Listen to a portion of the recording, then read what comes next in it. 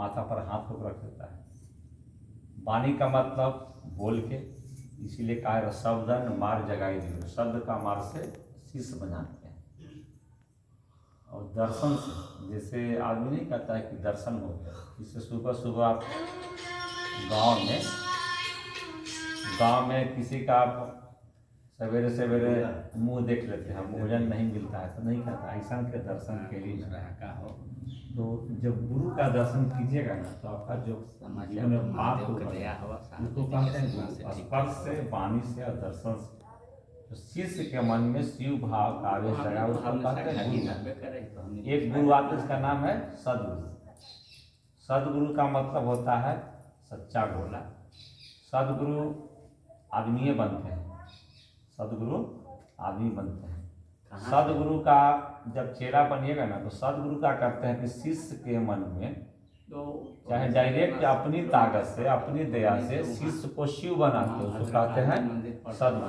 किताब पढ़ने से लिखे हैं साहब, सदगुरु। कौन सदगुरु होते हैं? जो अपनी ताकत से शिष्य को शिव बना देते हैं, लेकिन बंधन लगाते हैं। कोई भी शरीर में गुरु का चेला बनता है ना तो वह बंधन लगता है। किसी ने कहा कि मांस मछली छोड़ दो, किसी ने कहा पत्नी से भिक्षा मांगो, तो किसी ने कहा कि शादी मत करो। रामकृष्ण परमहंस की जो चेला बनता था तो शादी नहीं करना, लेकिन उनमें ताकत बहुत है, अपनी ताकत से शिष्य को शिव बना देते हैं। और आप जिसके चेला हैं उनका नाम है जगत गुरु।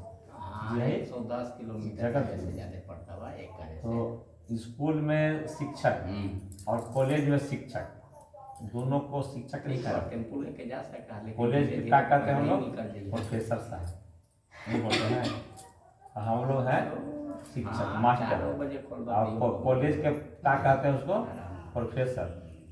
तो क्या हम लोग को कॉलेज दे दिया जाए तो हम पढ़ा सकते हैं? तो हम कॉलेज टेम्पो एकदम पहुँचा सकता, उतना योग्यता मेरे पास नहीं। लेकिन कॉलेज का प्रोफेसर छोटा बच्चा को पढ़ा सकता है कि नहीं? कॉलेज के प्रोफेसर छोटा बच्चा को पढ़ा सकता है कि नहीं? बोलो, पढ़ा सकता है। लेकिन मास्टर जो है कॉलेज में नहीं पढ़ा सकता है। उसी प्रकार शिव जो है तीनों गुरु हैं, गुरु भी हैं, सदगुरु हैं और जगत गुरु हैं।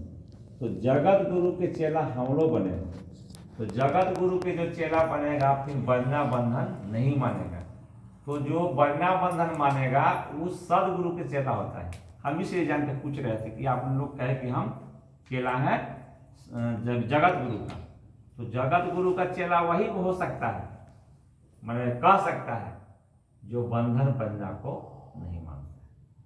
काहे को वहाँ बन्ना बंधन है नहीं। जैसे मान कि अभी कोई लोग कांवर लेके बैठा था, हम गया होगा, फिर सब तरह क्या होगा कि अगला साल फिर आए, तो वो जो चेला बनेगा वो तो बंधन में है कि नहीं? बंधन में है। और जैसे जगत गुरु शिव का शिष्य बनेगा तो साहब बोले हैं, किताब में लिखे हैं कि जो शिव की बात करता है ना उसको कोई मतलब ही नहीं है बाह्य पूजा, कोई बाहरी पूजा की जरूरत नहीं है। अब कोई पटना साइंस कॉलेज में लड़का पढ़ता है और आकर 2 महीना ममता के स्कूल में पढ़े और 2 महीना जाके भदवा के स्कूल में पढ़े, और इधरों जाकी में उधर ना आगे वहाँ जाके पढ़े, तो लोग क्या कहेंगे? लोग बोलेंगे कि इसका झूठो गार्जियन बोलता है, इसका नाम पटना साइंस कॉलेज में नहीं है, नहीं कहेगा। तो उसी प्रकार जगत गुरु का जो चेला है वो शिव का चेला है, उसके अंदर से बोल्ड होगा मन, फिर वो हर जगह जाके गोड़ नहीं लगेगा।